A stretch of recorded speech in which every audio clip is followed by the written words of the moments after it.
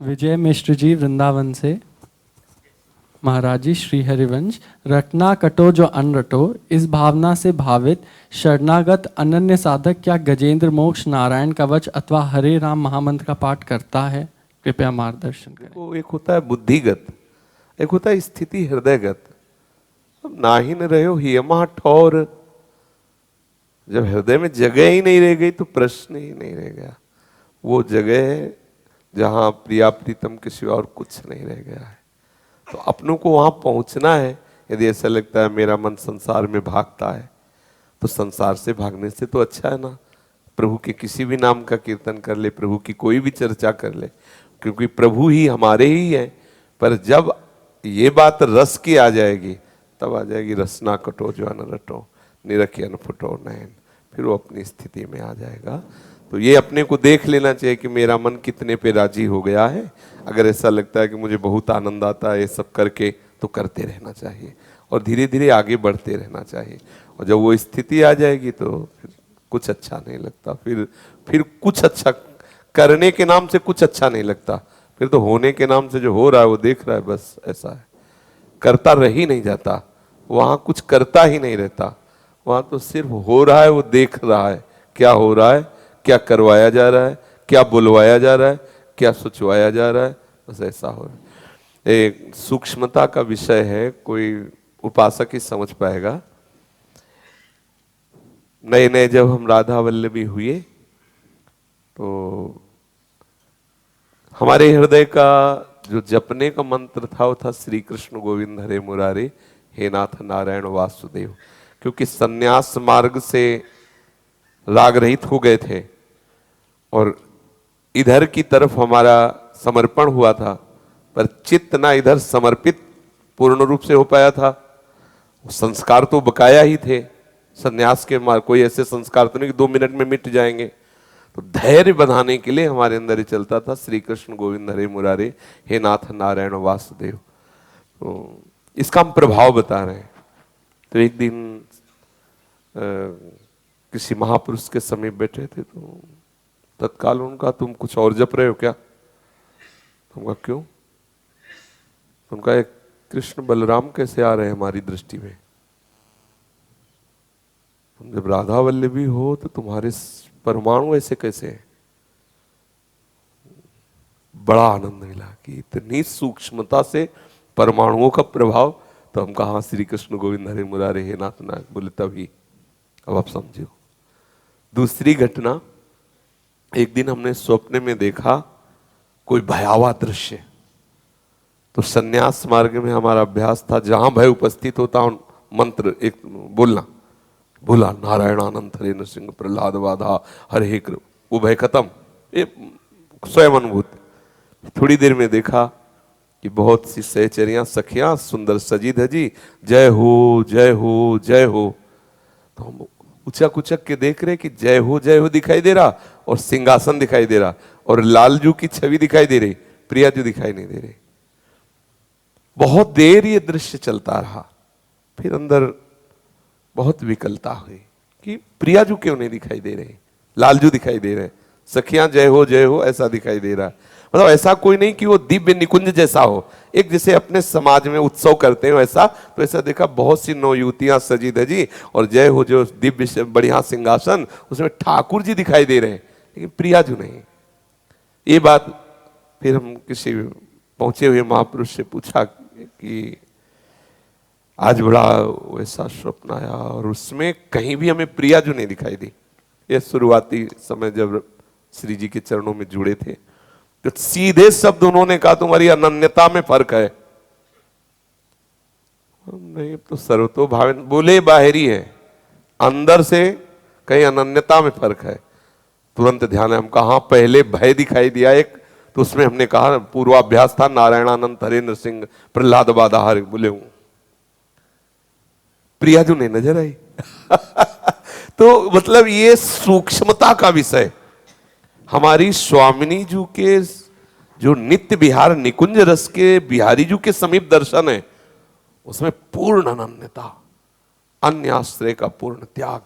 तब ये जोड़ी अनन्य भाव से तब रस का स्वरूप अनुभव में फिर ऐसा आता है। थोड़ी भी अनन्य राई के सम चलत ही हो, तो और ये छाती की बात कह रहे हैं, केवल हृदय की बात, समझी हुई बात कह रहे हैं, क्योंकि हमें अनन्य होना बहुत कठिन था।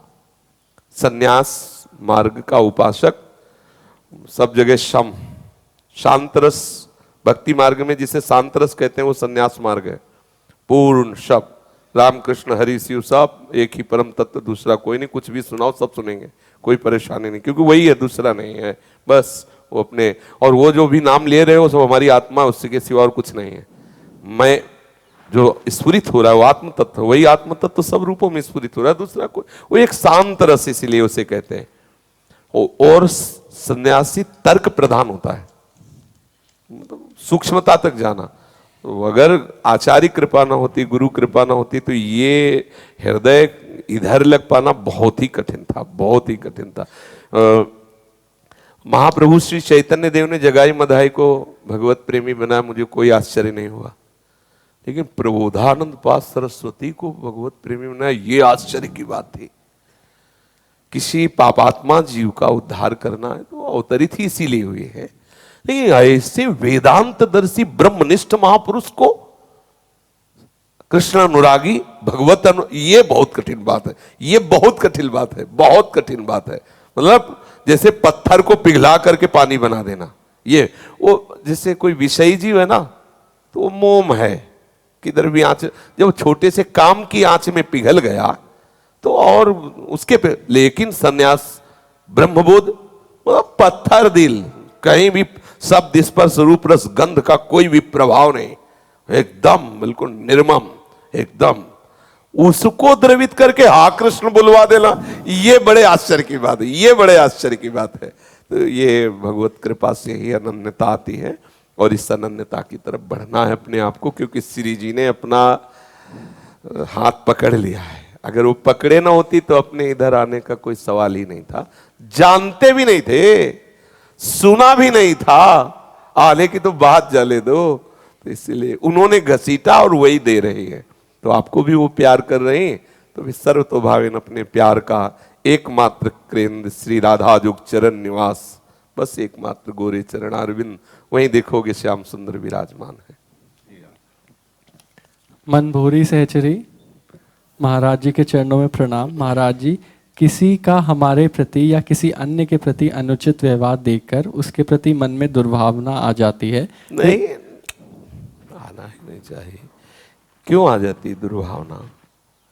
आपने उस समय देखा क्यों ऐसा? भगवदाकार वृत्ति क्यों नहीं रही? ये हमारी कमी, उसकी कमी थोड़ी। मेरे सामने तो मेरा प्रीतम छुपा छुपी का खेल खेल रहा है।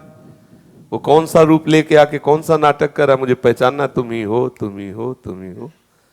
बस ये पहचान लिया, जीवन मुक्त हो गए। नहीं पहचान पाए तो यही दशा आ जाएगी। किसी की निंदा करोगे, किसी की स्तुति करोगे, किसी के प्रति बुरा भाव होगा, किसी के प्रति, यही संसार है। संसार का स्वरूप यही है, गुण और दोष। तात सुनो मायाकृत गुण और दोष अनेक, गुण या उभय न देखी देखी सो अविवेक। और अगर सोचे कि सब में भगवत बुद्धि करेंगे तो हमारे साथ कोई मनमानी आचरण करे, तो नहीं कर सकता, क्योंकि सबके हृदय में ईश्वर बैठा है। और सही पूछो तो वही है। तो जब आप अपनी भावना करेंगे तो वही भाव प्रकट हो जाएगा। और अगर आपके अंदर ऐसा है कि ईश्वर कोई अलग होकर के हमारी रक्षा करे, तो अलग होकर के आ जाएगा आपकी रक्षा करने के लिए। आप जैसी भावना करेंगे वैसे ही आ जाएगा। पर हम किसी पर दोष दर्शन करें, मतलब सिद्धांत नहीं कहता, क्योंकि ये आदत हमें भगवत बोध से वंचित कर देगी। समझ रहे? हाँ। आगे ये कह रही हैं, फिर चाहे प्रभु से प्रार्थना करते रहें, इष्ट भाव से उसके चरणों में मानसिक प्रणाम करते रहें। सबसे पहली बात होती है कि जैसे हमें कोई दृश्य दिखाई दिया तो हम एक में गुण देखते हैं, एक में दोष देखते हैं। जैसे मानो हमने देखा कि कोई व्यक्ति कुछ दुराचार जैसी चेष्टा कर रहा है, बड़ा नीच है जिससे कर रहा है, और जो अगर हम दोनों जगह भगवत बुद्धि कर पावे, फिर प्रभु को इधर क्या कराना वो आवेश आएगा। वहां हमारा कार्य है भगवत दर्शन करना, वहां मैं नहीं हूं, वहां करवाया जा रहा है, यंत्रवत हो रहा है। उस समय भी थोड़ी, उस समय आप ऐसा नहीं कि कोई गाय को मार रहा है हम उसको पुष्प लिए उसके चरणों, भैया भगवान गाय को पीट रहे हो तो बढ़िया है तुम, ऐसा नहीं। हम तत्काल दोनों में भगवत भाव करते हैं, फिर मेरे अंदर क्या प्रेरणा होती है वैसी क्रिया हो जाएगी। हमारा कार्य है भगवत भाव करना। विद्या विनय संपन्ने ब्राह्मणे गविहस्तनी सुनिचे सुपाके च पंडिता संदर्शना। पर उससे यंत्रवत क्या कराना चाहता है, उसी समय भाव आएगा। उस समय आप करता नहीं होंगे और उस समय आप में असीम सामर्थ्य होगी, क्योंकि उसके द्वारा वो हो रहे। फिर किसी की सामर्थ्य नहीं कि आपका विरोध कर सके, आपकी विजय है, वो करवा रहा है आपसे। अपना कर्तव्य है भगवत, और सच्ची भगवान ही है, दोनों में भगवान ही है, इसमें कोई संशय नहीं है। हम अपनी पद्धति से चले, अपने सिद्धांत से चले, वो परम कर्ता जो करवाना चाहेगा वैसा हो जाएगा, उसमें फिर चिंतन न बिगड़े। आगे कह रही हैं, जब तक शांति नहीं मिलती जब तक सामने जाकर क्षमा ना मांग ले। ये सब नहीं करना चाहिए। उपासक इस तरह से, ऐसा करने से व्यवहार की वृद्धि होती है, परमार्थ का नाश होता है। समझ रहे? मतलब कोई व्यक्ति है किसी भी तरह की छेड़खानी या कोई चेष्टा कर रहा है, हमें भगवत भाव करके भौं चढ़ा लेनी है। इसकी हिम्मत नहीं कि बोल, अगर दोबारा बोलता है तो गुरुजनों से प्रार्थना करते हैं, ये थोड़ी कि तुम हमें छेड़ो हम तुम्हारे पैर छुए जाके। तो समझो, परमार्थ का स्वरूप समझना है। हम भगवत भावना से युक्त है, पर आपकी तरफ हम व्यवहार दृष्टि नहीं देंगे। और व्यवहार दृष्टि में अगर तनिक भी आप विपरीत उतरने की कोशिश करें तो फिर हमारे अंदर जो प्रेरणा होगी वही हम आपके साथ व्यवहार करेंगे। पर हाय आप प्रभु, इसमें कोई अंतर नहीं पड़ेगा। मतलब सुलझो, हमें जाकर आप अगरबत्ती नहीं लगानी उसके दरवाजे में, भगवान प्रसन्न हो जाओ। थोड़ा सुलझो, मतलब थोड़ा समझो, अहम से क्रिया और भगवत प्रेरित क्रिया। अगर तुम अधर्मी का रोल कर रहे हो मेरे प्रीतम, और मुझे धर्म के पक्ष में रखे अगर युद्ध के लिए प्रेरणा कर रहे हो तो स्वीकार है। वो ऐसा ही है, भक्ति लल्लूपना नहीं है। भक्त सूरवीर भगवत पार्षद होता है, और खेल में जो पक्ष दिया जाता है सही स्वांग कर देना इनाम पाने का अधिकार होता है। अगर सही स्वांग करोगे तो जीवन मुक्त कर देगा वो। इस खेल का वो, नाटक का वो सबसे बड़ा डायरेक्टर और स्वयं खिलाड़ी बना हुआ है। खेल भी वही है, खिलाड़ी भी वही है, खिलाने वाला भी वही है। आप आज्ञा करो हम वैसे ही खेल खेलेंगे। ये बहुत सुलझने का विषय, बहुत सुलझने का विषय इसमें। जी। शिखा जी लखनऊ से, जय जय राधा वल्लभ श्री हित हरिवंश। महाराज जी, मुझ अधम से अपराध हो गया है। मैंने आरती करते समय भूलवश अपना शरणागति मंत्र का उच्चारण कर लिया। उस समय वहां पर शरीर की 1 वर्ष की बेटी थी। महाराज जी अब कैसे प्रायश्चित करें? वैसे गुरु मंत्र को उपांश से बाहर कभी नहीं जाना चाहिए, इतना ध्यान रखें। आगे सावधान रहो। पर ये अपराध ऐसे हैं कि फिर इनका प्रायश्चित होना बड़ा कठिन होता है। मान लो आप ऐसे कीर्तन कर रहे हो, कीर्तन में सैकड़ों लोगों के बीच में मंत्र बोल दिया। आप ऐसा भी हो सकता है, मान लो आप छल से आए, कहते हम शरणागत लेना चाहते हैं, और आप मंत्र ले लें और आप उसका उपहास करें, तुम्हारे पुरखा तक नरक चले जाएंगे। ये शास्त्रीय गुप्त गुरु मंत्र की मर्यादा है। मान लो कोई छल से ऐसा करे कि क्या इनका मंत्र हम देखते हैं, आके शरणागत हो, फिर भाई तुम्हारा नाश हो जाएगा, तुम्हारे पुरखे नरक चले जाएंगे। ऐसा थोड़ी, इसलिए डरो। ऐसा थोड़ी कि तुम कीर्तन मंत्र का करो, गुरु मंत्र का करो। ऐसी सावधानी कैसे चूक गई? हम सभा में बात करें, हम निज मंत्र बोल दे, सभा में बात करें शरणागत मंत्र बोले, वो चूक हो गए। ये चूक वाली बातें नहीं है। वह बच्ची है तो कोई बात नहीं घर में, लेकिन फिर भी सावधान, हमारे द्वारा ऐसी गलतियां ना हो, क्योंकि ये साधारण बातें नहीं है और इनका कोई प्रायश्चित नहीं। ये फिर आपके बहुत दुर्गति का कारण बन जाएंगी। जो मर्यादाएं, उस मर्यादा से पहले देखो। गुरु मंत्र ऐसे गुरुजन देते थे, पर्दा करके, घंटा बजाते हुए, शंखनाद करते हुए कीर्तन, कि कोई ये भी ना जान पावे, कि ओठ से भी अनुमान न लगा पाए क्या गुरु मंत्र, गुप्त रीति से मंत्र दे करके। और तो बहुत सावधानी से रहा जाए, कोई ऐसी त्रुटियां ना हो। मान लो अपने घर में 4 लोग शरणागत मंत्र लिए हुए हैं और उनमें से कोई भूलता है, तो भी पहले गुरुदेव से आज्ञा लो, तब उसको बताओ, क्योंकि उस मंत्र के दूसरे को बताने की ये आदेश गुरुदेव दें तब। अगर आप बताते हैं तो आप मंत्रहीन हो जाएंगे। अगर आप बता, अच्छा शरणागत मंत्र ले हम बता दें, तो आप मंत्रहीन हो गए। अब आप उसको सिद्ध थोड़ी कर पाएंगे। आचार्य परंपरा से अधिकार के अनुसार मंत्र मिला है, उसकी रक्षा करना, उसको गुप्त रखना, उसको निरंतर जपना, ये आपका विषय है। लेकिन आप किसी को दे दें, वो गुरु की संपत्ति, आप गुरु से आदेश लीजिए, तब आप किसी को बता सकते हैं। ऐसे नहीं, बिना गुरु के आदेश के ऐसे थोड़ी मंत्र ले लिया मनमानी आप करो, तो उससे पतन हो जाएगा, उससे हानि हो जाएगी।